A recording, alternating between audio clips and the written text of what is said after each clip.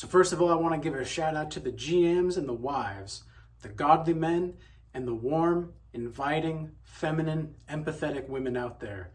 Now for today's video and today's topic is going to be a Semen Retention Sunday episode. And I haven't done a Semen Retention Sunday episode for a minute here, but I want to talk about how women try to seduce you and why they try to seduce you. Not just in general, but specifically on semen retention. And there's a lot of men out there that are on semen retention that are going to be going through a lot of different kinds of succubus or Jezebel purification stories or purification situations. And ultimately, this is what is going to be happening the most while you're on semen retention.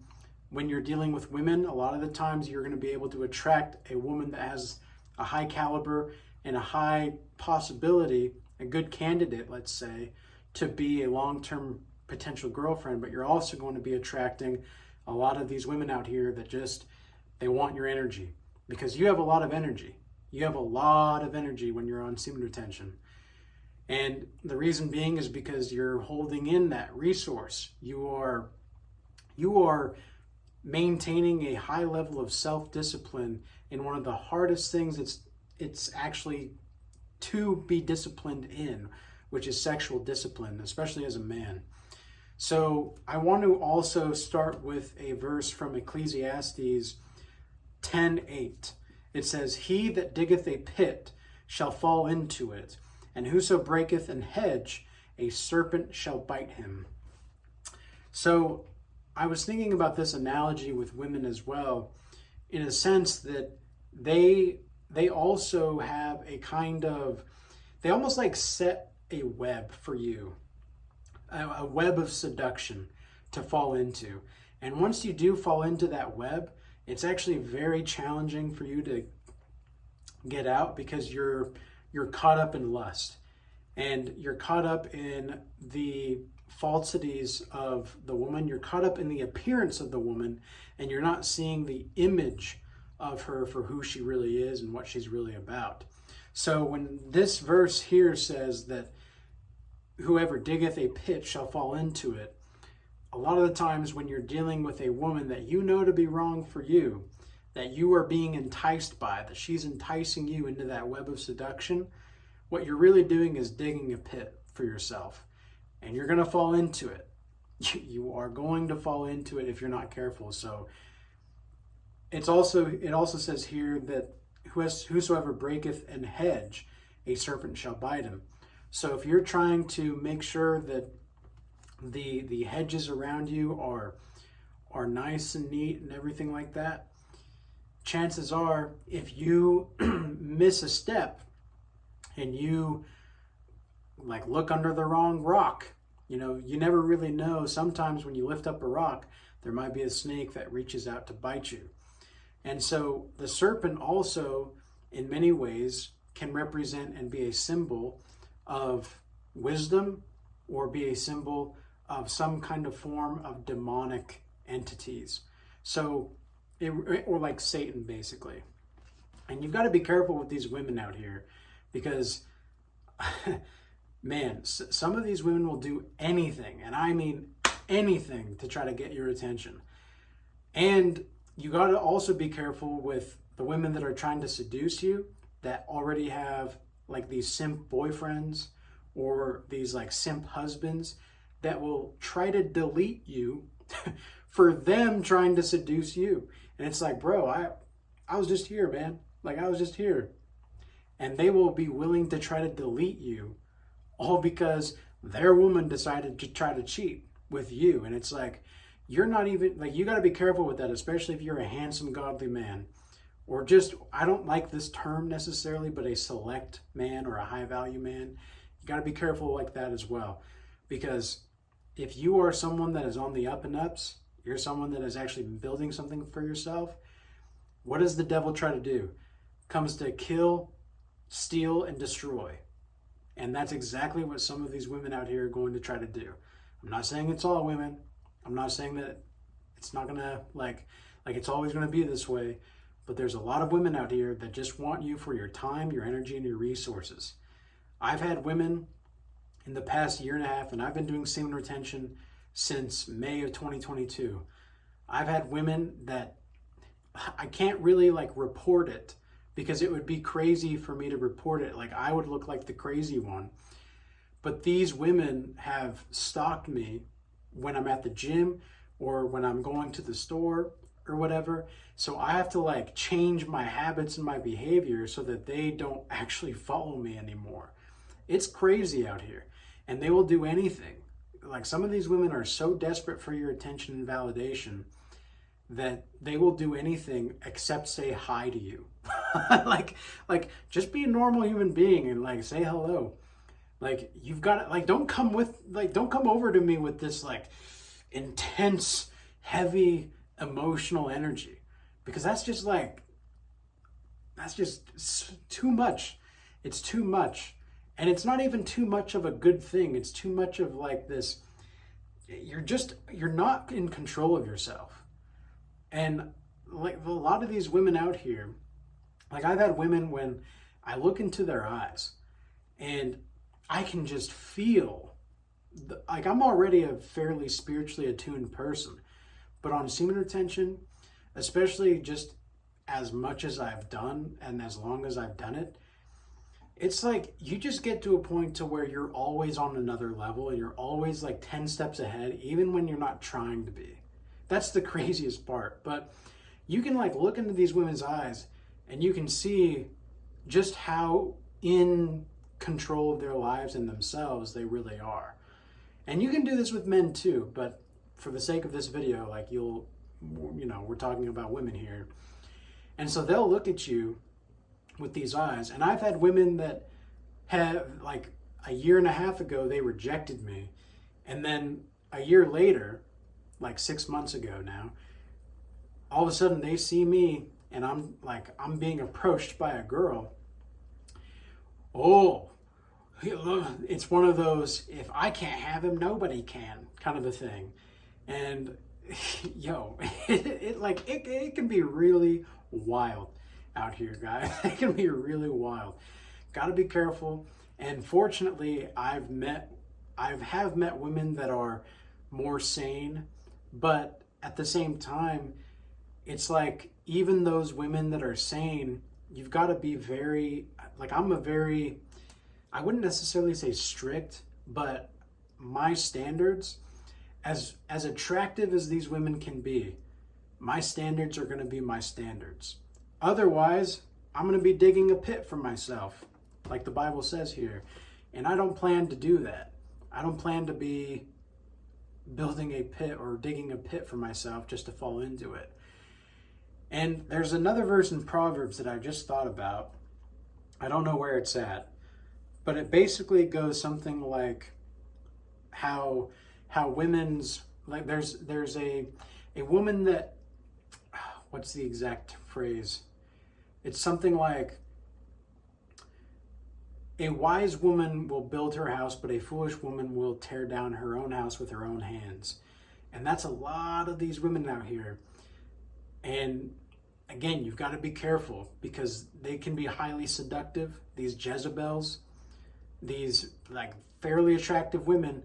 But it's almost like, I saw a comment the other day on one of my videos, and this guy was saying that he doesn't even want to approach attractive women anymore. And he said that he was a fairly attractive guy, and he can get those 8s, 9s, and 10s or whatever.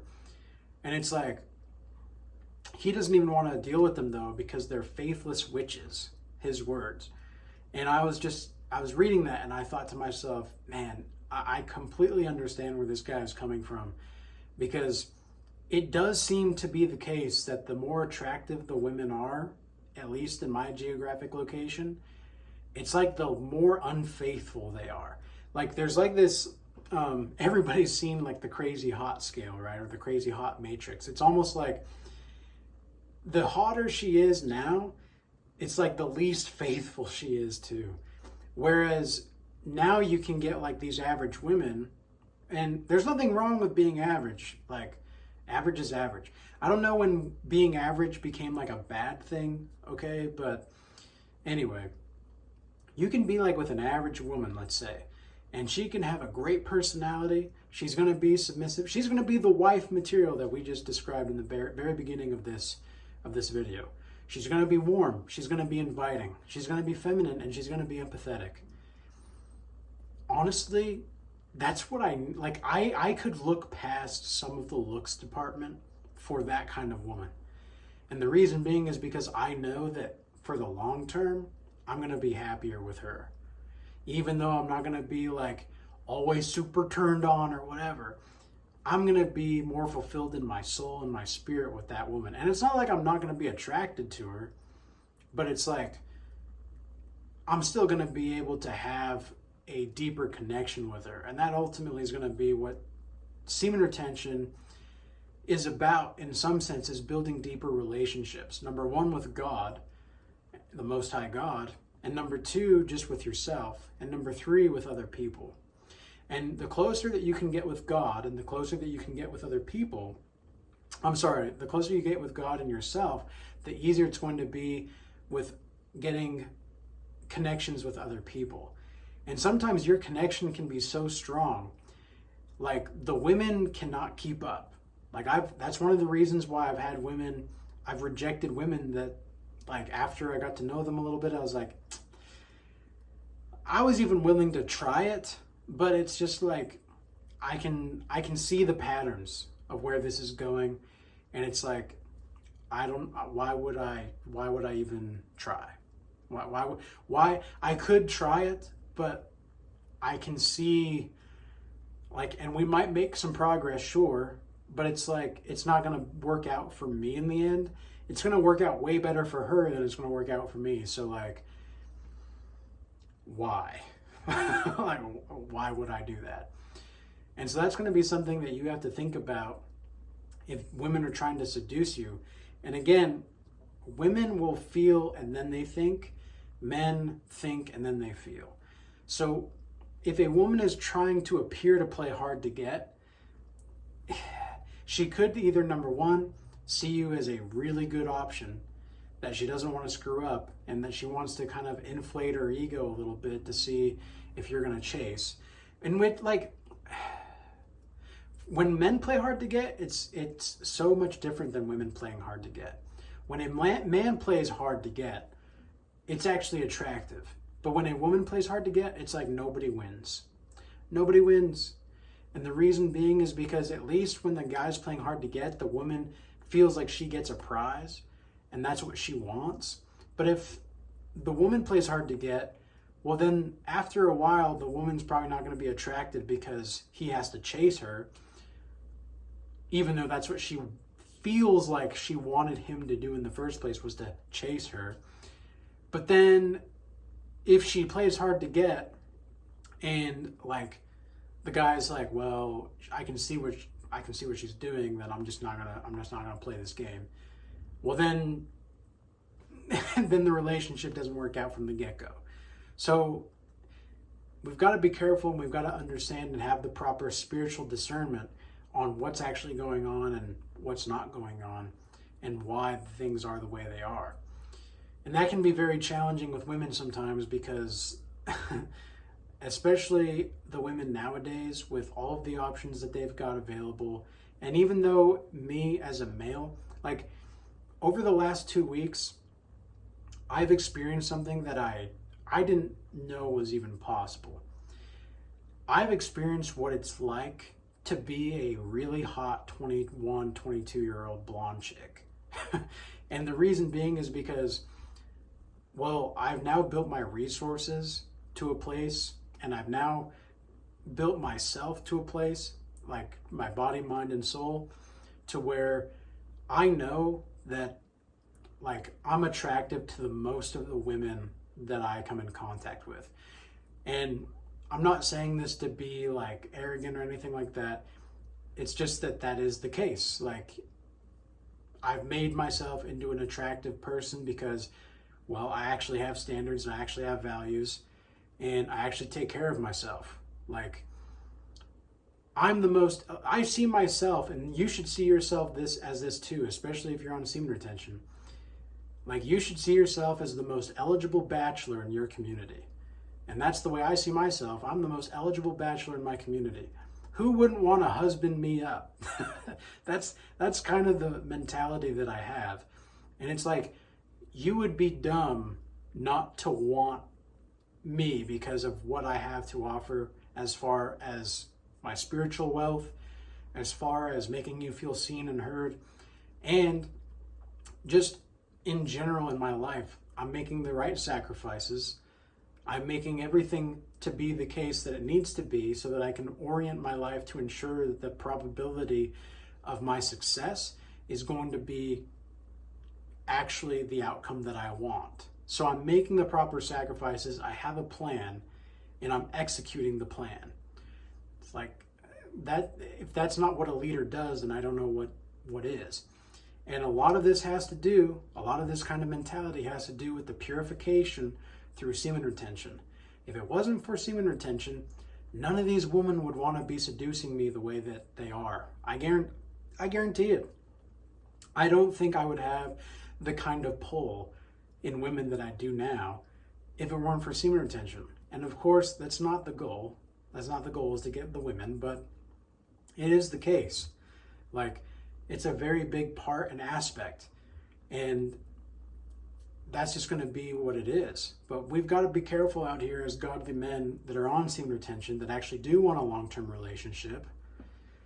Because some of these women will try to act like they're wife material, warm, inviting, feminine, and empathetic, all to a couple weeks in, or a month in, or even 6 months in, you start to see their true colors. And you've got to watch out who they're friends with. Are they friends with hoes? Because if she's friends with hoes and she seems like a good girl, she's not going to be that for long. In fact, earlier today when I was at the gym, I was walking past and I overheard these girls talking about their guys that are in their life. They all got broken up with recently or whatever. And or they broke up with the guy recently, from what I heard. And they all said that the guys needed to work on themselves more. Nothing with them. And, they were not dressed, they were dressed immodest, let's say, to say the least. And I don't care if you're like wearing a tank top or something, I get it. Like, especially if you're at the gym, and if you're wearing some yoga pants or whatever, I understand. But like, when you let it all hang out, that's when, and then you talk about how the guys need work, it's like, really? Really? That's what's going on? Okay. If you say so. But these women were like, they genuinely seemed to believe that they didn't have a problem with them. Like, there was nothing wrong with them. Like, it's all the guys that need to work on themselves. And so men need to understand that a lot of the women out here also don't really understand what self-improvement is. Now, I'm not saying it's all women. I'm not saying that at all, because there are plenty of women on this channel and that I've had consultations with that actually do understand the value of self-improvement and actually do understand self-development and want to be better human beings. And that's great. That's fantastic. And I applaud those women. But I'm talking about the women that are not like that, that are not like that at all. And unfortunately, that is a majority of today's modern women. And it's just like a lot of the men out here today as well. They don't actually want to put in the work to become the kind of man that they want. So, with all this being said, I hope this information was useful and insightful. And until next time, peace be with you.